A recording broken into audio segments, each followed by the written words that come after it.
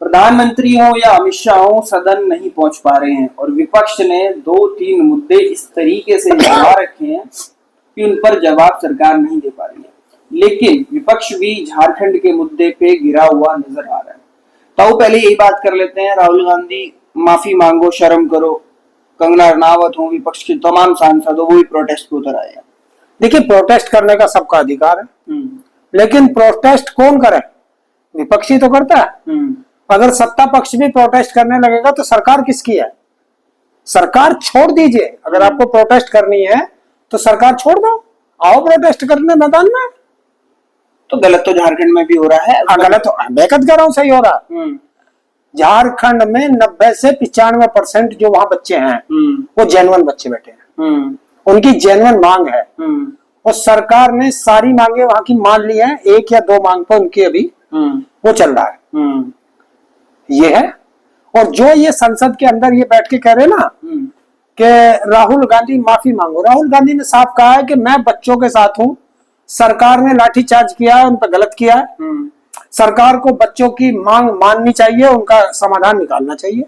अरे भारत का प्रधानमंत्री बोला हो, यही बात भारत का प्रधानमंत्री और अमित शाह कह दे कि बच्चों के साथ दिल्ली में गलत हुआ है, तो उन्होंने भी, या बीजेपी का कोई एक सांसद कह दे, है हिम्मत किसी की, कोई बोल जाए, ये होता है दोहरा चरित्र, ये होता है दोहरा चरित्र। लेकिन बात तो वही, और झारखंड में आपको वीडियो आ रही होंगी कि बंगाल से बच्चे आ रहे हैं भर भर के, उनसे पूछा गया भाई कहाँ जा रहे हो, उन्होंने कहा हम जो है झारखंड जा रहे हैं। क्यों जा रहे हो? पेपर लीक हो गया। कौन सा पेपर लीक हो गया? कि हमें नहीं पता, हमें तो आने जाने का खर्चा दिया गया, हमें तो वहां जाना है। बीजेपी की आपने वीडियो देखी होंगी, बीजेपी के झंडे लेकर के बीजेपी के लोग जो है वहां पत्थर बरसा रहे हैं। मतलब मीठा मीठा गपगप नहीं ऐसा तो माहौल जंतर मंतर पे भी था, वहां पर भी तो काफी बाहर के लोग आ रखे थे जिन्हें पता ही नहीं था प्रोटेस्ट क्यों है। तो यार यही तो हम कह रहे हैं कि जो लोग ऐसे बाहर के आए हैं सरकार को उनकी जांच करनी चाहिए, उनको पकड़ना चाहिए था जो लोग गलत है। देखिए, प्रोटेस्ट में आ सकते हैं, प्रोटेस्ट में कोई भी लोग आ सकते हैं कि आपका बच्चा जा रहा है तो आप जा सकते हैं, आप उन बच्चों का सपोर्ट कर रहे हैं तो आप जा सकते हैं। शांतिपूर्वक प्रोटेस्ट करने में आप कोई भी आ सकता है, लेकिन जो उपद्रवी तत्व हैं इनको कौन पकड़ेगी? ये पुलिस का काम है, पुलिस को पकड़ना चाहिए। क्यों नहीं पकड़ती पुलिस? तो सरकार के, और पुलिस को बाद में एकदम प्रोटेस्ट आज खत्म करो, तुरंत प्रोटेस्ट में बता देंगे कि इतने बच्चे उसमें अपराधी आए थे, इतने लोग उसमें अपराधी थे। 1 मिनट में पता चल जाता है इन्हें, प्रोटेस्ट खत्म होने के बाद पता चलता है। पहले से क्यों नहीं बताते? उनको आइडेंटिफाई करके पकड़ते क्यों नहीं है? पकड़ते इसलिए नहीं है कि वो सरकार के द्वारा प्रायोजित होते हैं, भेजे जाते हैं। राहुल गांधी क्यों 2 मिनट में खत्म नहीं करवा देते? क्यों सुरेन से बात करके कि हाँ चलो हटवा दो? फिर वही बात है। हाँ। राहुल गांधी सरकार है क्या है? वो विपक्ष है। अरे विपक्ष, सत्ता दल के लोग कह रहे हैं राहुल गांधी का किया जा रहा है सारा का सारा। राहुल गांधी चाहे तो, अगर वहां राहुल गांधी ने किया है तो फिर दिल्ली में किसने किया है? दिल्ली में भी यही लोग बिठा के सब जगह राहुल, आम आदमी पार्टी वाले और कांग्रेस के और सपा वाले ही थे सारे के सारे, बीजेपी प्रोटेस्ट को जो समर्थन कर रहे थे। नहीं, कौन कह रहा? सीजेपी के प्रवक्ता ने कहा है कि हमारी सारी फंडिंग पीएम केयर फंड से आई है, जांच कराओ। ये ऑन टीवी पे कहा गया। वो राका जो उनके प्रवक्ता है उसने उस पे कहा, मैंने खुद सुना है एबीपी न्यूज 24 पे, न्यूज 24 पे कहा है कि हमारी सारी फंडिंग पीएम केयर फंड से आई है। तो इसका मतलब बीजेपी करा रही थी। तो सटायर हो गया एक तरीके से, तंज मारना होगा कि पीएम केयर फंड की भी बात करी हो जाए या फिर उस पे भी बात चलने लग जाए। मतलब इसे कहते हैं कड़वा कड़वा थू थू और मीठा मीठा गप गप। अब आया ना आप लाइन पे, अगर अब आपकी गर्दन फंसती है तो सटायर हो गया। इसी तो कहते हैं कि हमारा कुत्ता कुत्ता और तुम्हारा कुत्ता टॉमी। क्यों नहीं आ रहे हैं मोदी जी अमित शाह पार्लियामेंट में बात करने? डर है? मुझे ये बता दो अमित शाह क्या कहेगा आगे पार्लियामेंट में? ये कहेगा कि मैंने बैलेट गन चलाने के आदेश दिए? नहीं कहेगा। वो ये कहेगा कि मैंने चलाने के आदेश नहीं दिए, यही कहेगा। तो फिर किसने आदेश दिए, किस अधिकारी ने दिए, उस अधिकारी का नाम बताओ। और उस अधिकारी का नाम बताया तो ये पूरा जेनजी जो है उसका घर घेरेंगे, उस अधिकारी का घर घेरेंगे उसकी औकात कैसे हुई बच्चों पे बैलेट कर चलाने की? फंसेंगे यही। क्या ये पार्लियामेंट के अंदर जो चीजें चल रही हैं, क्या जनता का पैसा ऐसी बर्बाद होता रहेगा, संसद ही नहीं चलेगा तो? देखिए, जब देश में तानाशाह हो तो तानाशाह ऐसे ही करता है, अपनी मर्जी से आता है, अपनी मर्जी से जाता है। जिसे आप लोकतंत्र का मंदिर बताते हो, ये मंदिर नहीं है। मंदिर तो था, ये तो धर्मशाला बनाई गई है। दूसरी मंदिर तो वो थी जो पुराना था, ये तो धर्मशाला है। जब मर्जी आ जाओ धर्मशाला में, जब मर्जी चले जाओ। तो धर्मशाला ही तो ऐसी होती है कि जब उसमें मर्जी आए चले जाए, जब मर्जी आए उसमें जाके ठहर जाए। लेकिन और आकर के ठहरते हैं, आके ठहरते हैं, अपने कमरे में आके लौट जाते हैं और शाम को उठ के चले जाते हैं। उसमें बहस में नहीं आ पाते, तो धर्मशाला हो गई नहीं हो गई। संसद सत्र जो नहीं चलने दे रहा, वो विपक्ष नहीं चलने दे रहा। तो अगर विपक्ष संसद सत्र नहीं चलने दे रहा तो सरकार की निकम्मी है।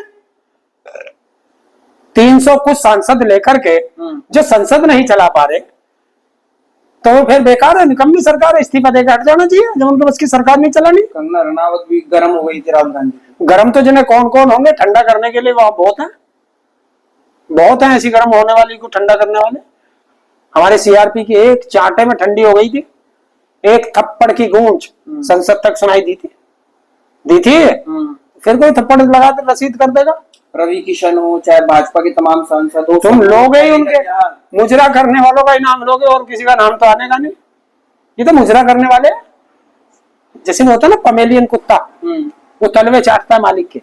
ये सिर्फ वे है कि ये सिर्फ वही तलवे चाटने वाले वही बोलेंगे। अरे हम कह रहे हैं ये ऐरा गहरा नत्थु खैरा क्यों बोल रहे हैं? देश का प्रधानमंत्री बोले, गृह मंत्री बोले, उनके मुंह में क्या दही जम गई? क्यों नहीं बोल पा रहे? जिनको संसद में बोलना है वो बोलते नहीं, बाकी कुत्ते भौंक रहे हैं। कुत्ते हैं ये सारे।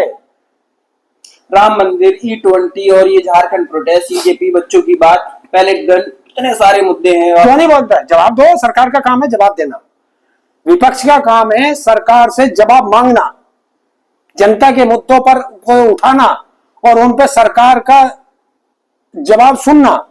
सरकार का काम है जो जनता से सवाल आए उनका जवाब देना, उनका सलूशन करना। यही तो काम है, यही काम संसद के अंदर होते हैं। और विपक्ष अपने मुद्दे, पहली बार विपक्ष अपने मुद्दों पर अड़ा हुआ है। कहाँ अड़ा हुआ है? सिर्फ दो ही बातें बोल रहा है, मोदी जी इस्तीफा दो, अमित शाह इस्तीफा दो। नहीं, वो कह रहे संसद के अंदर आओ और ये बताओ पैलेट गन किसने बच्चों पर चलवाई, किसने आदेश दिया? बताओ, जवाब दो।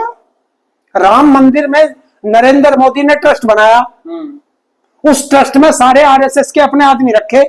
जब उस वहां चोरी हुई तो जवाबदेही किसकी होगी? अकाउंटेबिलिटी तय करो, जवाबदेही तय करो, ये चाह रहे हैं। धर्म को बदनाम कर रहे हैं बार बार, राम मंदिर को मुद्दा बना करके। राम मंदिर में चंदा 1 रुपए नहीं देना, हंगामा इतना करना, देश की आजादी में कुछ नहीं करना और देशभक्त बन जाना, यही तो है।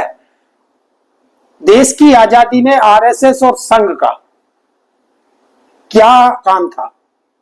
अंग्रेजों की चाटुकारी करना, भारत के देशभक्तों के मुखबरी करना अंग्रेजों के लिए। ये तो आप कह रहे हैं ना, वो तो देशभक्त बताते हैं। कौन? 100 साल से आरएसएस देश सेवक है। अरे आरएसएस में बता तो रहा हूं, जो आरएसएस एक ऐसी संस्था है जिसने आज तक चंदा नहीं लिया, तो उसकी फंडिंग कहां से हो रही है बता दो जरा। वो तो रजिस्टर्ड भी नहीं है। वो इतने बड़े बड़े महल जो बन गए हैं, ये कहां से बने, कहां से आया ये पैसा? जवाब है किसी के पास? और आरएसएस का ही व्यक्ति है सावरकर, जो 9-10 बार माफी मांगी अंग्रेजों से, और आजादी की लड़ाई का पहला व्यक्ति है, पहला और आखिरी यही व्यक्ति है जिसने अंग्रेजों से पेंशन ली। हिंदुस्तान के किसी एक देशभक्त ने पेंशन नहीं ली। पेंशन कौन लेता है दुश्मनों से? गद्दारी तो लेगा। भारत सरकार से जो पेंशन लेगा वो भारत का नागरिक लेगा। अमेरिका से अगर कोई पेंशन लेगा तो वो भारत का नागरिक नहीं होगा। तो अंग्रेजों से पेंशन किसने ली? सावरकर ने 60 रुपए पेंशन लेता था, अंग्रेजों से माफी मांगी और कहा कि हम तुम्हारे लिए काम करेंगे। ये मैं नहीं कह रहा, सावरकर का पोता पड़पोता कौन है उसने दिया है महाराष्ट्र सरकार के वहां जवाब, ये तो उनके लिए मैं बता रहा हूं जो हमारा इतिहास बता रहा है। 9 अगस्त 1942 को गांधी जी ने एक नारा दिया था, अंग्रेजों भारत छोड़ो। इस संघ ने और उसने आरएसएस ने और एक इनकी जो जिससे बीजेपी बनी है बाद में, उसने इन्होंने कहा था अंग्रेजों से कि इसको कुचल दो, हम तुम्हारे साथ हैं। ये तो वे लोग हैं, तो आप वो देशभक्त हो सकते हैं। सुनिए 1942 से 1947 से लेके और 51-52 तक, नहीं 51 साल तक इन्होंने आरएसएस का हेडक्वार्टर पर भारतीय तिरंगा नहीं लहराया, भारतीय तिरंगे का विरोध किया। 47 से 50 तक इन्होंने तिरंगे को जलाया आरएसएस ने। ये सारी चीज, अरे लोग अभी तो जब पोल खुलने लगी तो उनका ये तो सारी चीज है, यही तो पोल है जो आज देशभक्त बन रहे हैं, हर घर तिरंगे की बात करते हैं। क्या अगर ये नहीं कहेंगे तो क्या भारत का नागरिक अपने घर पर तिरंगा नहीं लगाएगा? सुरक्षित कर रखा है इन लोगों ने। कैसे सुरक्षित है? कहाँ सुरक्षित है? मोदी जी हो, योगी जी, ये जितने यहाँ दिल्ली में पिटे हैं बच्चे, ये हिंदू नहीं थे क्या? ये हिंदू नहीं थे? ये अमेरिका से आए थे या पाकिस्तान से आए थे या बांग्लादेश से आए थे? ये हिंदू नहीं है। हिंदू सुरक्षित कर करके हिंदू ही खतरे में कर गया कि किसी हिंदू को अब नौकरी नहीं है। भारत के बच्चे पढ़ नहीं सकते, इनके नेताओं के ब्यूरोक्रेट के उद्योगपतियों के बच्चे तो विदेश पढ़ के आ जाएंगे। ये अपने बच्चों को विदेश क्यों भेजते हैं पढ़ने के लिए? भारत के नागरिकों को ये सोचना पड़ेगा। जब भारत का पढ़ाई सिस्टम खराब है तभी तो तुम अपने बच्चों को वहां पढ़ने के लिए भेजते हो। ये सारे नेता मेदांता में जाएंगे, फोर्टिस में जाएंगे या अपोलो में जाएंगे, ऐसी बड़ी बड़ी जाकर के ये अपना इलाज क्यों कराते हैं?